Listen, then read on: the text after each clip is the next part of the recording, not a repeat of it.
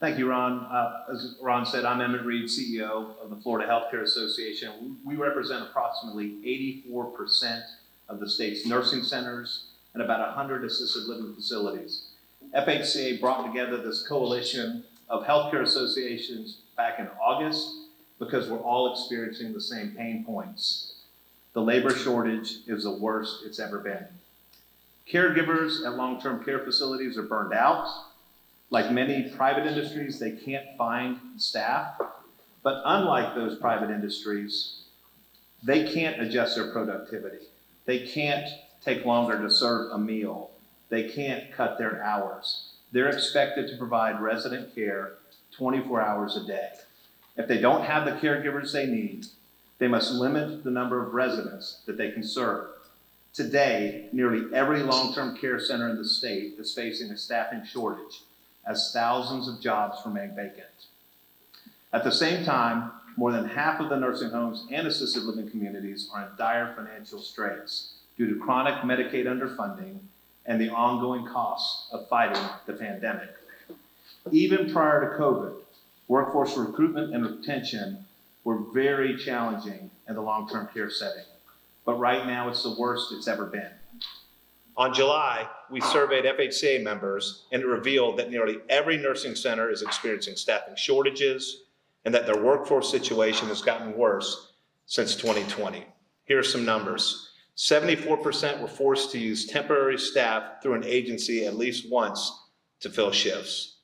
52% of nursing homes have had to reduce admissions because of staffing challenges. 63% said their budget cannot sustain current efforts to meet staffing needs for more than 6 months. 58% said they're paying unsustainably higher rates for staff than they can manage to recruit. And 59% said their facilities are operating at a loss or total negative margin, while 19% are operating on a total margin of no more than 3%. The consequences of letting this crisis go unsolved are significant. It's going to create an access issue for hospitals looking to discharge patients to our care centers and individuals out in the community who look to our facilities when they can no longer care for themselves at home. Veterans who need help will be added to a waiting list. Families will have to travel farther, if they can travel at all, to see their loved ones because their hometown nursing center won't be able to take them in. Solving these crises requires the state of Florida to take a forward-thinking approach. This coalition has come together to recommend a series of long-term solutions that will recruit more healthcare heroes to not only serve our vulnerable seniors who need long-term care, but also those who want to remain home longer and those who rely on hospitals for their critical care needs. The measures taken by our long-term care providers to fight COVID has also spurred an economic crisis, especially since these facilities had limited resources prior to the pandemic. Most residents rely on Medicaid for their care, but the program fails to reimburse providers for the actual cost of providing care. This ongoing discrepancy, coupled with the high ongoing costs of fighting COVID-19 and fewer new admissions, are causing serious financial challenges. Providers are spending hundreds of thousands of dollars on personal protective equipment and staffing to care for and protect our residents and frontline workers. Costs per patient day are up almost $42 compared to pre-pandemic time periods, resulting in additional costs to the profession of $660 million annually. Staffing has been our top cost in response to fighting the COVID-19 and meeting our residents' care. Facilities have seen 22% increase in direct care staff costs, resulting from paying overtime, heroes pay, contract labor, and other added benefits, and hiring additional in-house staff. That's an added $300 million in direct care expenses that facilities are experiencing now on an annual basis. Facilities' use of employment agencies to fill vacancies is up by nearly 250%. Just as important is the fact that agency staff don't get to know the day-to-day needs of our residents, and that lack of consistency in direct care workers affects residents' quality of care and quality of life. The economic crisis is happening across the long-term care profession in large markets, rural communities, in standalone facilities, and those that operate multiple care centers. Even our state veterans' homes are affected. And I want to give you an example. We have 6 veterans' homes in Florida. So they typically operate at 98% capacity. Today, they have only 67% of their beds occupied. There's a waiting list of veterans who need skilled nursing care. There's a waiting list of them. However, FDVA cannot admit those veterans because they're unable to recruit the necessary staff. Those veterans' nursing homes typically have between 10 to 12 open positions on average. But today, they have 256 job vacancies. And like other nursing centers across the state, all but one of their homes are experiencing expensive staffing agency direct care workers to provide the care necessary for their existing residents. The result is an access issue for veterans who have earned veterans nursing home care. And it's happening at all of our nursing homes throughout the state. Our caregivers are the backbone of long-term care, and they deserve the full support of our lawmakers. We've got to invest in our care centers so they can recover from this economic crisis and address these workforce challenges. Unfortunately, many facilities lack financial resources to offer competitive salaries and benefits, and as a result, lose prospective employees to other healthcare settings or different industries altogether that can offer higher wages. The Florida Legislature must ensure that Medicaid funding for nursing homes keeps pace with the cost of care, so providers have sufficient resources to offer competitive wages to support recruitment and retention efforts.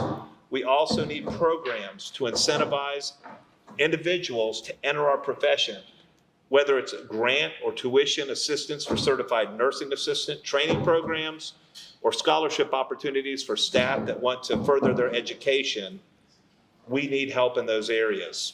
We're seeing the success of these types of programs on one-offs, like they're working with their local chamber, maybe their technical or community colleges, but we need a more global approach to this if we want to be successful with the wave of frail and elderly that are sure to come to Florida. We can't just keep doing business as usual. We've got to dedicate our proper resources to strengthen our healthcare sector. When facilities have the means to offer competitive wages and training programs, workers will follow. Thank you. Thanks, Senator. For the TV folks here, anything you're missing, staff will be handed out later. You can get sound bites after the Q&A. Next up will be Veronicacato, CEO of the Florida Assisted Living Association, who will document the specific challenges in our assisted living facilities across the state. Thank you, Ron. And thank you, everyone, for coming. As he said, my name is Veronicacato, and I am the CEO of the Florida Assisted Living Association. And we currently represent over 500 assisted living facilities here in the state of Florida and have been doing so for 29 years. I'd like to start off with sharing a few statistics and a general overview of assisted living facilities in our state. There are over 3,145 ALFs licensed in the state, which are unique in many ways. They vary from 2 beds to 350 beds. In an individual home environment, they can look like a residential home, be in a campus-style environment with many types of healthcare also accessible, or a 14-story apartment building. Not to mention, they can have shared rooms or a private apartment from 1 to 2 bedrooms in some instances. There are 4 licensure types within this part of our continuum of care: standard, limited nursing, extended care, limited mental health, and in addition, many specialize in the care for people with Alzheimer's and related disorders. There are 610 Medicaid providers in the state of Florida, and these caregivers of ALFs are not required to be certified or licensed like many of my peers here in their care systems sitting here today. The above is important as it creates varying challenges for assisted living providers, but the top 3 I will share today are and will continue to compound if we as a state cannot begin to acknowledge and address them, and they are the following. Self-imposed choice to stop accepting new residents. Why are they doing this? Because they need to protect the quality of care to the residents they currently have. They're protecting their license to remain in regulatory compliance. This impacts new residents being unable to move into a home of their choice. They may have to choose another assisted living facility, or they may potentially have to remain in unsafe home environments until that facility is available to take them. Or they may remain in higher acuity care settings, such as hospitals and nursing homes, putting additional stress on their care models, increasing costs to the insurance, private sectors, and our state or residents' personal finances. Eventually, closures for financial instability, reducing the number of options to a growing population in our state. The second, retention and recruitment challenges. Burnout from working longer hours and more days on a frequent basis impact the staff and emotional stability of the employees that continue to do the work. Continued loss of employees from the industry. Burnout of owners and operators, as many are working in facilities with their staff in place of vacant positions. Remember, in Florida, 1,747 ALFs are 10 beds or less. And in even larger facilities, 25 and 50 bed owners have shared that they are also working side by side in place of caregivers. As shared earlier, our associates are primarily non-licensed certified staff, which makes recruitment and retention additionally challenging, as they are the same hospitality type personnel that can go work at Costco, Amazon, local restaurants, and our hotel industry. Bonuses and incentive stipends have been offered as some of the solutions internally. For those who are licensed and certified staffing agency, wages are outpacing industry, recruiting them away from the companies. Increased turnover and use of staffing agencies staff affects the quality of care to the residents and the regular staff onboarding regulatory training requirements and facility education. Third, financial strain. 2026 max minimum wage of $15 and in many instances higher are appearing right now, 5 years earlier than what was expected, at the same time of all the additional COVID cost increases as well. As Emmett had mentioned, PPE expenses. We're also seeing increased expenses with insurance, some 30% higher on an annual basis for facilities that have not had any claims in over 20 years. They're seeing additional financial strains with sign-on bonuses. As I mentioned, the staffing industry is also tripling the cost of normal staff, and increased infection control supplies is also mentioned. Some of these members and associations, some of the things members and associations have done and continue to do are providing stress, anxiety, and grief counseling and continuing education for their staff. Partnering with local and public high schools with specialty programs for staff recruitment, as well as partnering with colleges such as Hersing and Rasmussen to provide educational discounts to continue to encourage people to come into the caregiving profession. But some of the things that our legislature and our state need to look at are state-funded campaigns to increase public awareness and interest to the healthcare coverage careers, higher reimbursements to those providing care to our low-income Medicaid, as it is a sector that has not been increased in many years.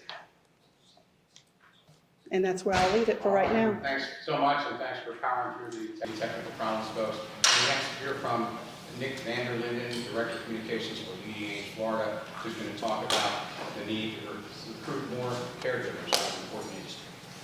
Great, thank you all, and appreciate being here today to discuss workforce on behalf of Leading Age Florida. We are an association that represents senior living providers across the continuum of care, ranging from affordable senior housing to assisted living, nursing homes, and continuing care retirement communities.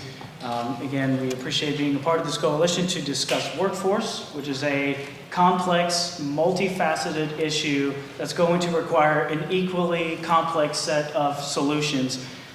A population larger than the city of St. Petersburg moves into the state each year, a large percentage of which are seniors.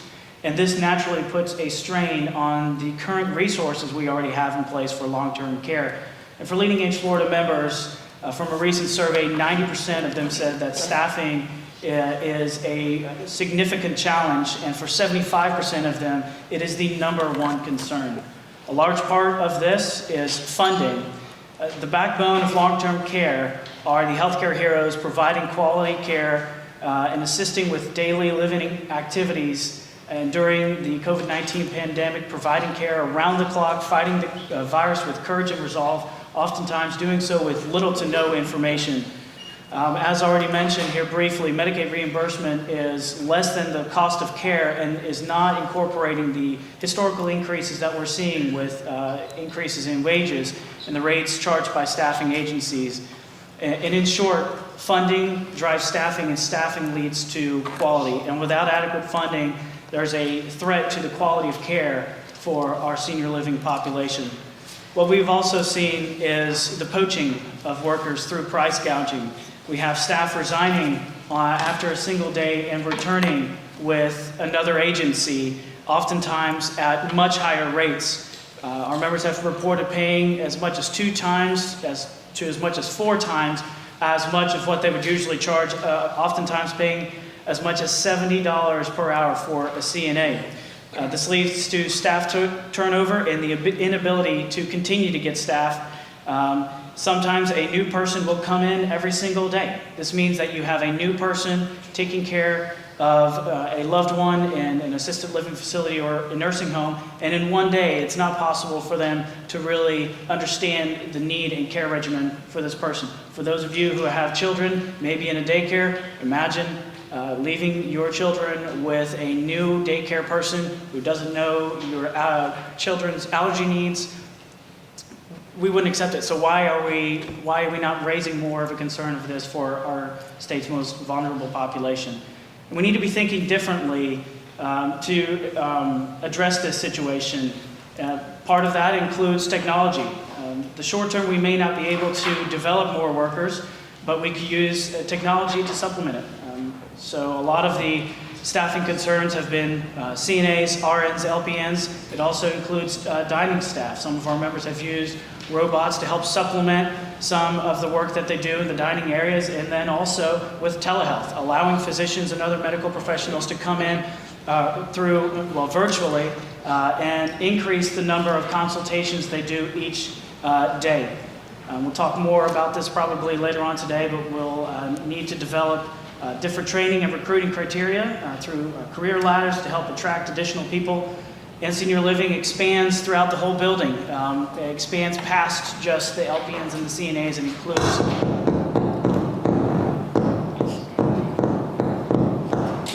try and keep talking.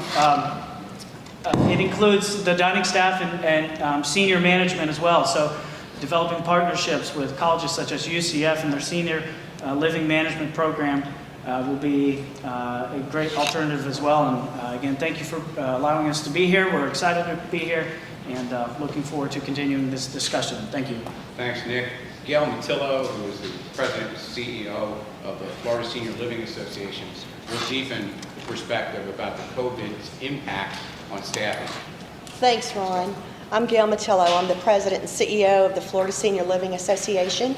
We represent about 450 professionally managed assisted living, memory care, and independent living communities throughout Florida.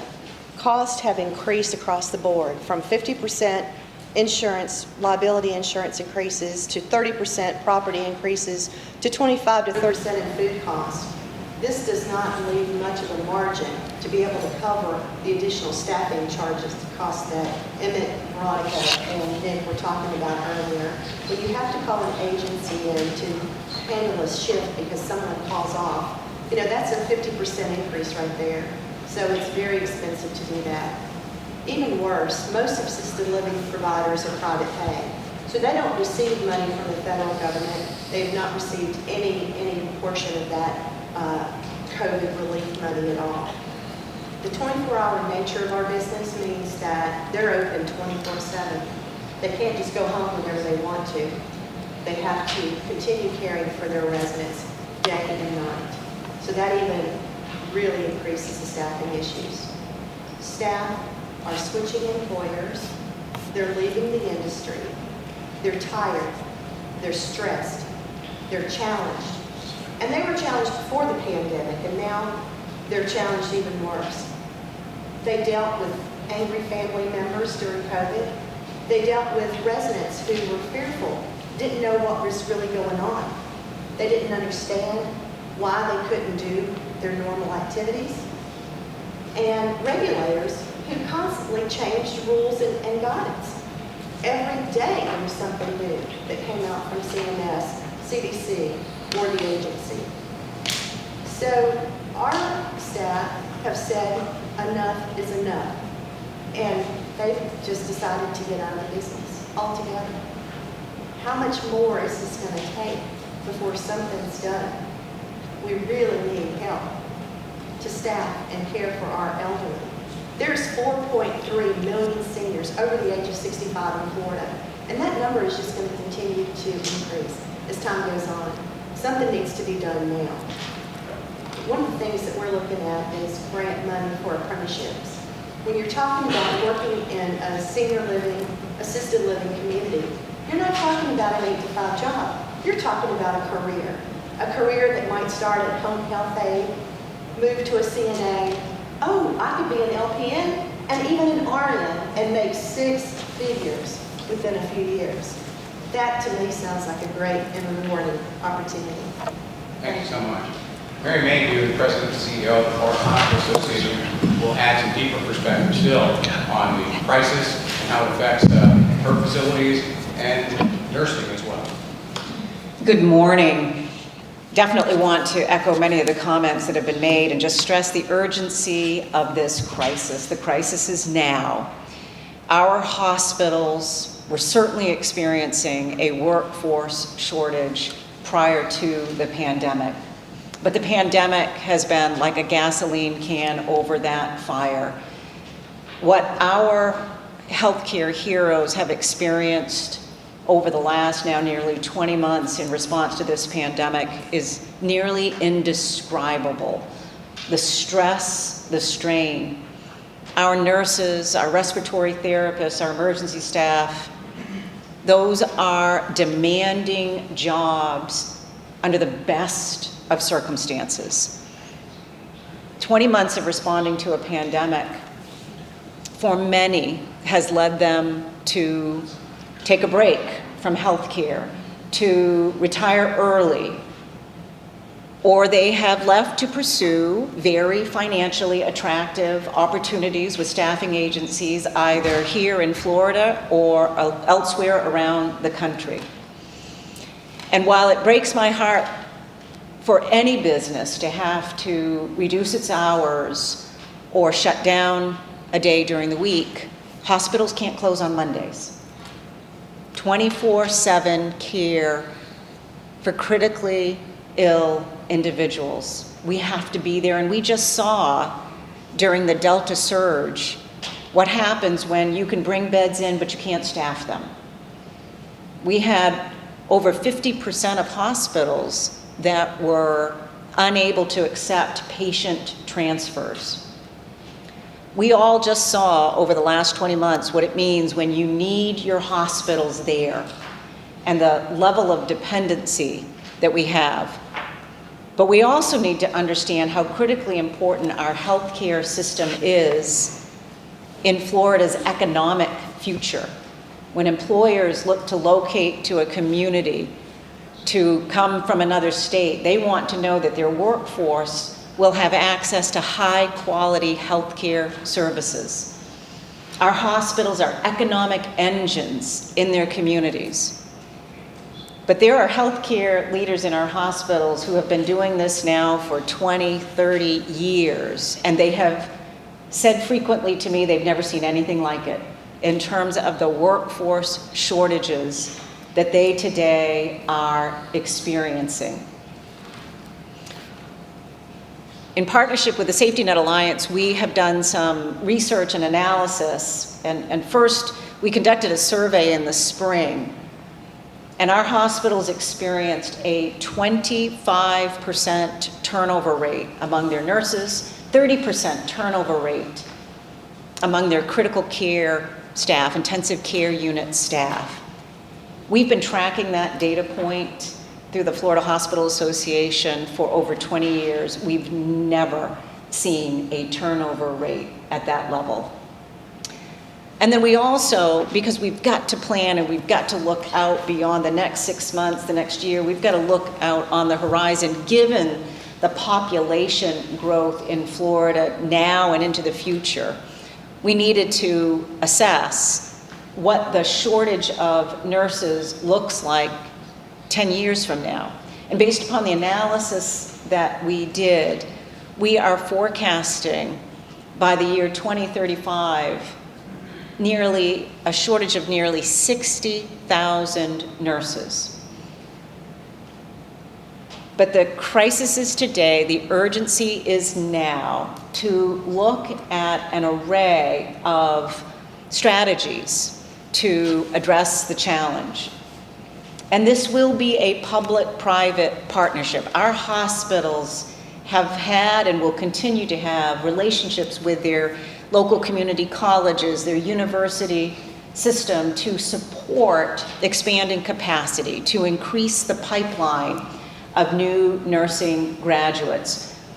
But we need to take another look in partnership with the legislature, with state agencies, to ensure that resources are effectively aligned to meet that expanded capacity of new nursing graduates in the next 12 months, the next 24 months. And we know that that comes down to the ability to recruit nurse faculty at our community colleges, at our university systems. The same challenges that our hospitals are facing today in recruiting nurses because of the extreme escalation in labor costs, particularly because of the dependency on contracted staffing.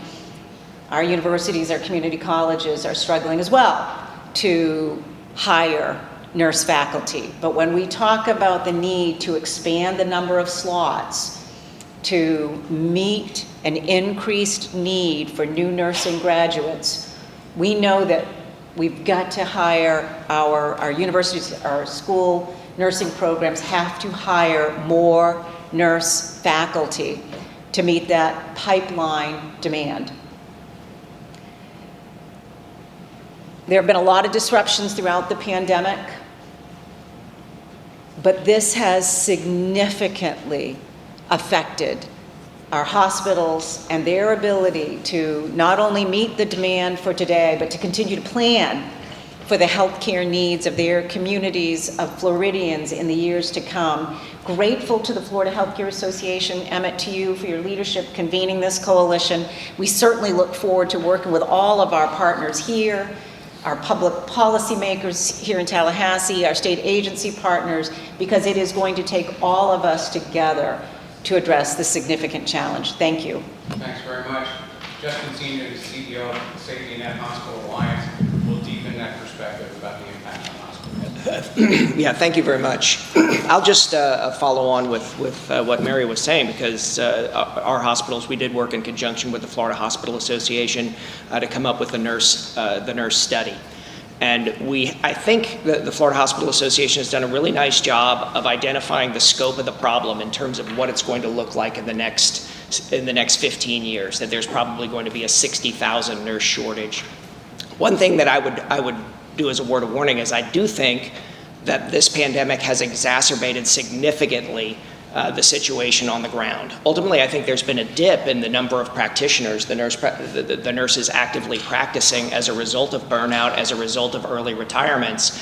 And at the same time, I think we've actually poured gasoline on the fire when it comes to the increase in Florida's population. I'll give you another telegraph. We actually have a component piece of the study that involves the physician workforce. It's something that we earlier had done in 2013, and we were looking at the results as we're about to put out a new study on the physician workforce. We're looking at the results from 2013 and what the projections were in 2013. And interestingly enough, we thought at the time, and I was at the agency at the time, we thought that some of the projections around population were absurdly aggressive, that the population was not going to grow that fast. But in fact, now that we look at it 6 years later, we had underestimated population growth by a significant margin. That may be, I think, the case in the next 15 years as well. And I think that the last 20 months or so have really exacerbated that. And ultimately, this is something where we have to think forward, like Mary Mayhew was saying. We have to think forward because this is a critical infrastructure for the success of the state of Florida. You can't let healthcare or the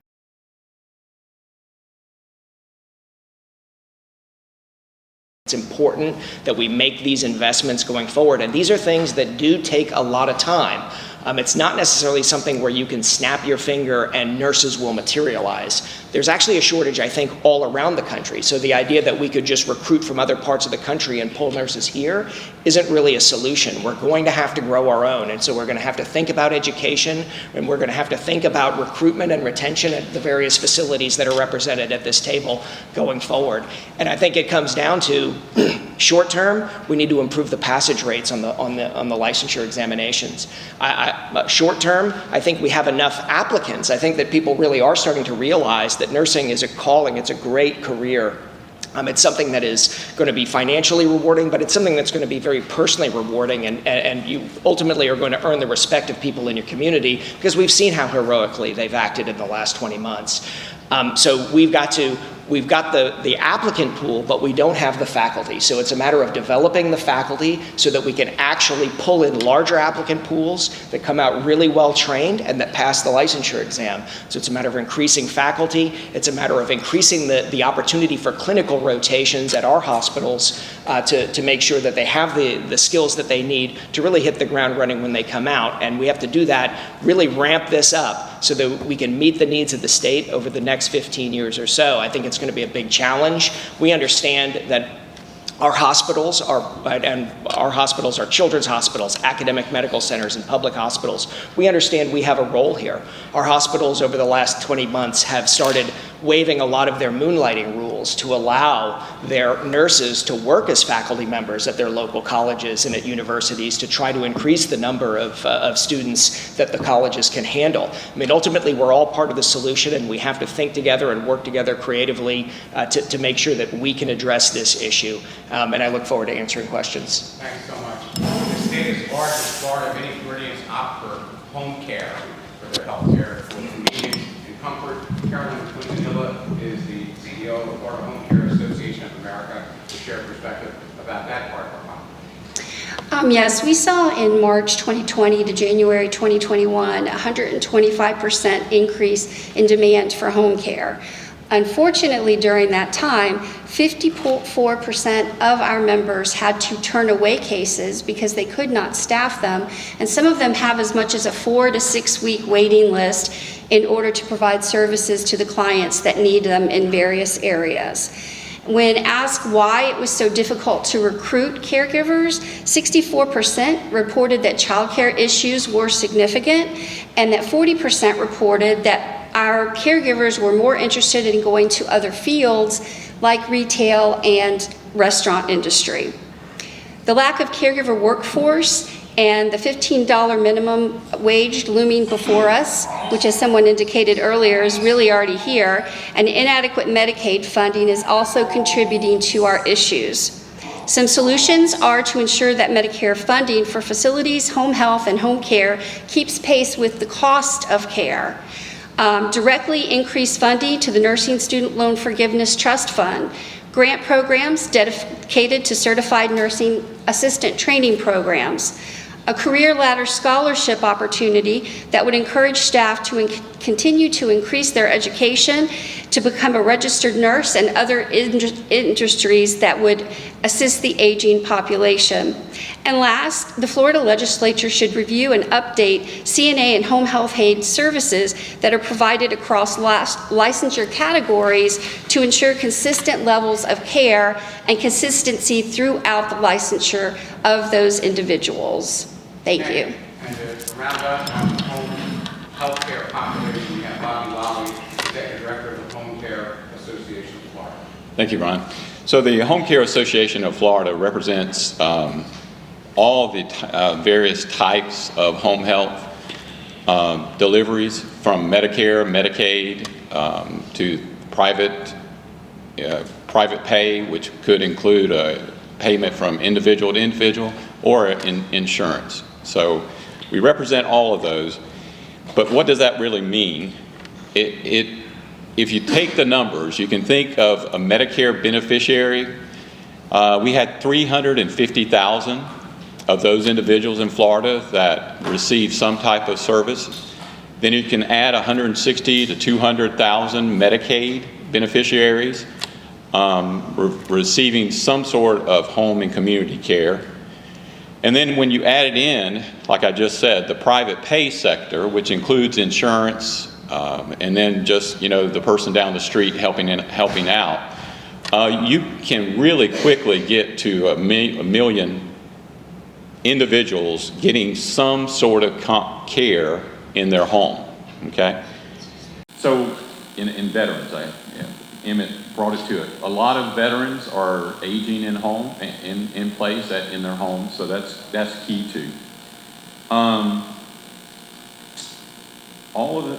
We have every sector or type of home health provider is experiencing everything that every person on this panel has pointed out. But I wanted to draw sort of focus in on a specific group. We talk about nursing shortages, and many times I'm a nurse, I'm an RN, but we usually will talk about RNs and LPNs. But in the home care sector, man, the need is greatest in that CNA, certified nursing assistant, or a home health aide. It is critical. I mean, that is the group that makes it happen in the home care sector for sure. Day in and day out, it's those individuals. So that is our greatest need and our greatest concern. And many of the agencies and members that we have, they have 60% turnover rate in that category of individuals. It's a revolving door, and there's not enough coming in to even replace the people.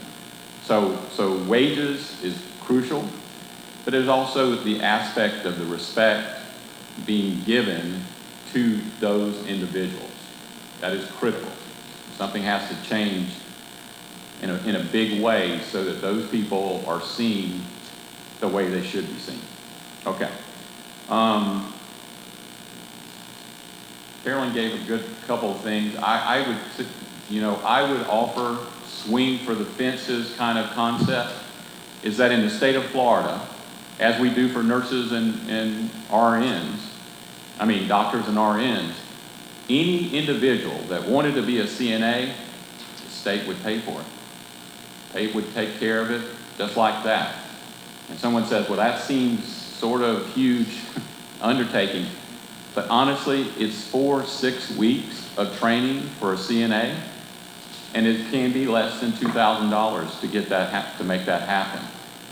And it is crucial that we have these individuals, an enormous number of them, to handle the baby boomers, which I am one. In the end, I usually say, in sickness or health, everybody wants to be at home. Either way, they want to be at home. And that home is where we want them to be, meaning all of us in the state of Florida, because we desperately need them to age in place.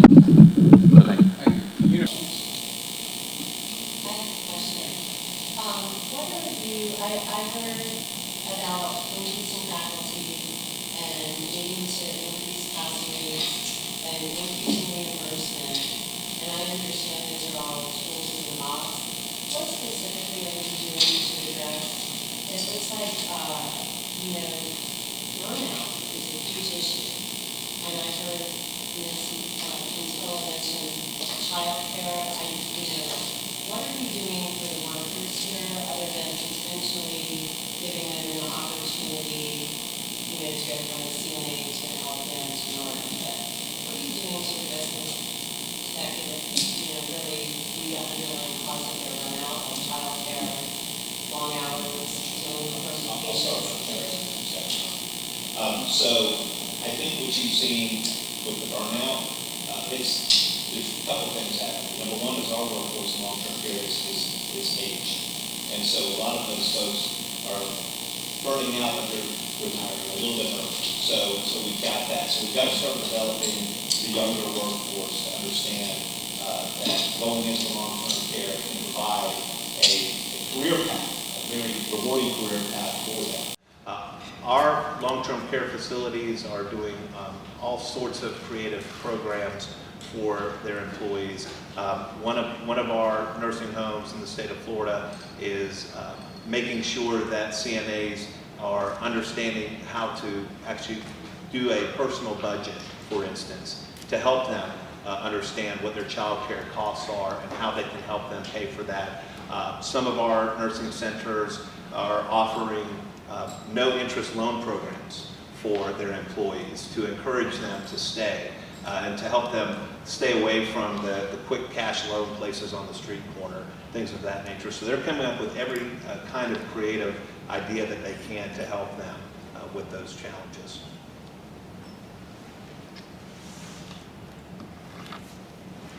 First of all, supporting a healthy workplace environment is a never-ending focus for hospitals.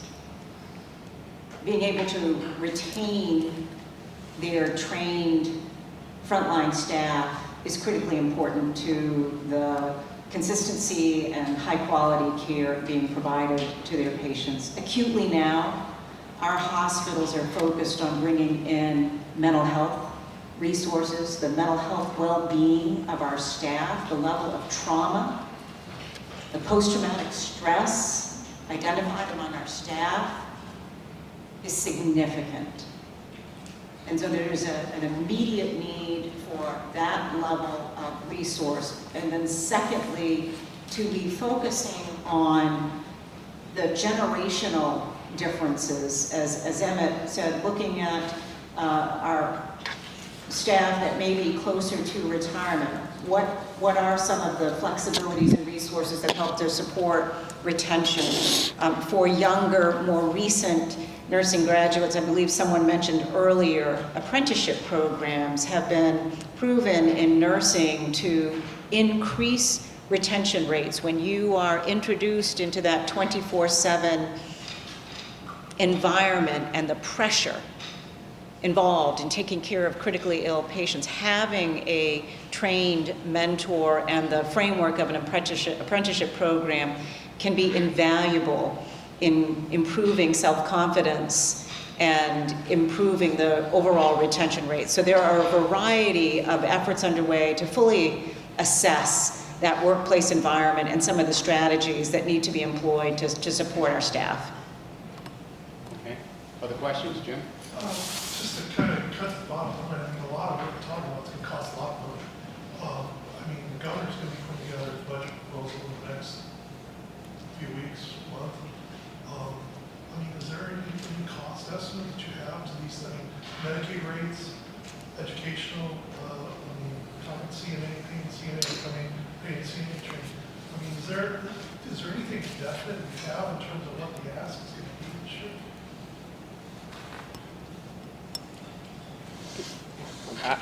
I would think that the ask is going to be different depending on the stakeholder that you have here at the table. I mean, everyone is going to have different needs. I would guess, though, that when the price tag comes up, the price isn't going to be quite what you're thinking, and ultimately it's going to be an investment that is going to pay off, I would think, handsomely over the course of the next 15 or 20 years. Ultimately, this is something that is going to help spur the growth of the state of Florida and help the state of Florida maintain its growth.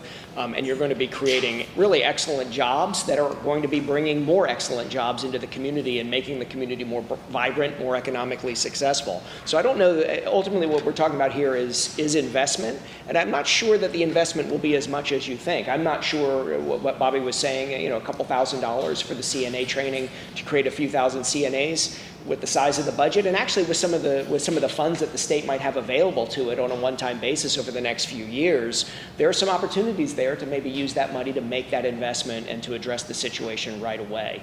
And not everything that we've talked about costs money. I mean, there are certain things up here where we understand we have a role when it comes to recruitment and retention. All of us as employers do, to Christine's question, and there are things that we need to do to be part of the solution as well that we talked about. Also, I've heard some of these leaders say that it's not what it costs, Jim, it's what it saves, which is probably a lot of lives. Kristen, I think you have a question from a journalist who's virtually joining us. I do. I have a question from Destiny with the Florida Channel, who I have unmuted. Destiny, I don't know if you can... Hi, can you hear me? Yes, we can hear you. Hi, so the House 209 by Representative Silvers, and it's also in the Senate. It's a family caregiver certified nursing assistant program where it would allow, it would give a pathway for family caregivers to become CNAs. I'm not sure if any of you have heard of that. It's a partnership with ACA, but is there a benefit to that? Do you see that as maybe helping to alleviate some of those needs? So, yes, we're aware of that, and I think it's a great idea. I don't see it bringing huge numbers of CNAs, but it will help on several different sort of angles or in different ways. You have a lot of family and friends and unpaid caregivers shouldering a lot of work out in the community. And I wish I could remember the number, but it was billions and billions of dollars. So this does sort of help bring that mother or caregiver that is a family member or some sort of relative or friend, and giving them a way to become a CNA, and I'm assuming that even a nurse, LPN or an RN, that it would give them that ability to do that, and then that person could be employed from one of the Medicaid plans or someone else to provide that care in the home. I think it's a innovative and great idea, and whatever we can do to get just one more person on the line, that's what we need. All right, got another question? Yeah, this is from Cindy Goodman with Sun Sentinel. Hi, thank you for taking my question. So my question is, how aggressive are these staffing agencies in marketing towards your existing staff? And if you train this new population of caregivers, what is to prevent these staffing agencies from hiring them and the problem from perpetuating? So this is Reid with FHCA. Yes, they're incredibly aggressive. Our staffing costs are up 250%, something like, or 100%, I'm sorry.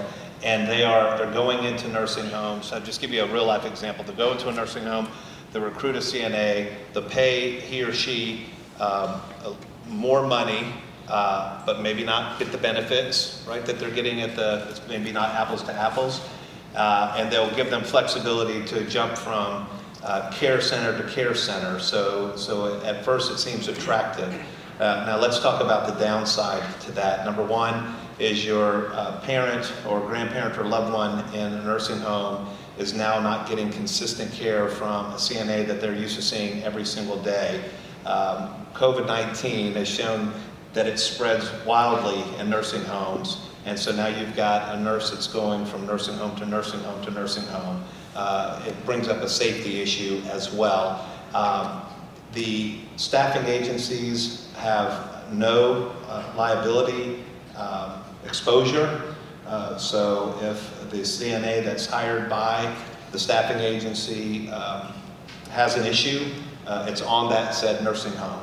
And so that's why they're able to not, they don't have the overhead that a nursing home has. That's why they're able to pay more right now. It's an unsustainable model. Our nursing homes are barely keeping up now. So if they continue to do this, continue to raise the prices, we're going to continue to see more nursing homes go out of business in the state of Florida. Sure. So this is Nick from Leading Edge Florida. As Emmett mentioned, yes, they are very aggressive. We see turnover sometimes from day to day. You have providers that would have never had a staffing agency in the past are now forced to use staff because they really just have no other option. To address your point of the question of what we could do is we could work with the Florida Legislature and the Office of the Attorney General to conduct an investigation into these practices and excessive costs. I believe there's a handful of states that are already doing so that could be a potential start. So as this crisis that you all have documented gets expressed to people who are going to read and hear about this through this event today, what is your calming comment to the public of Florida? Calming? Or alarming? This whole meeting is to raise the red flag, to sound the alarm. Okay. We are in major crisis, and we need solutions quickly. Okay. I I know have some of a you. follow-up Okay, question, sure. if I may. Jim asked about the cost, and in my notes, I have Emmett, you saying, and I could be wrong here, but that the cost of care had increased post-pandemic $42 a day, making the gap in Medicaid reimbursement to your cost of care, increasing that gap. And I thought I heard you use a $300 million figure. Because I'm kind of like Jim, I'd like to know. Sure. I think you may have a figure, Yeah. and how much Yeah. some of this. 300 for staffing alone. How much, I'm sorry? 300 million for direct care. And is that state and federal dollars? That's, I believe, Medicaid, dollar state. And so just to give you an example, pre-COVID, our costs were $257 per patient day. I'm sorry, our reimbursement, $257 per patient day. And now it's costing $300 per patient day. The rate that we're getting paid by the state is $234.50 per patient day. And if you get that 300 million bump, it would take your 234 to what? Oh, that's a Tom Parker question. Okay, thank Yeah, you. he's here though. Tom, you got Thank you. your calculator out? Hang on, we'll get the answer for you, Christine. He's right there. Almost another $19 a day. Thank you. Also, I know some of you journalists want to come do one-on-ones here. We've been at this a while, so let's get a little less formal now. And for those of you who want to break down your tripods and come up here and talk to these folks individually.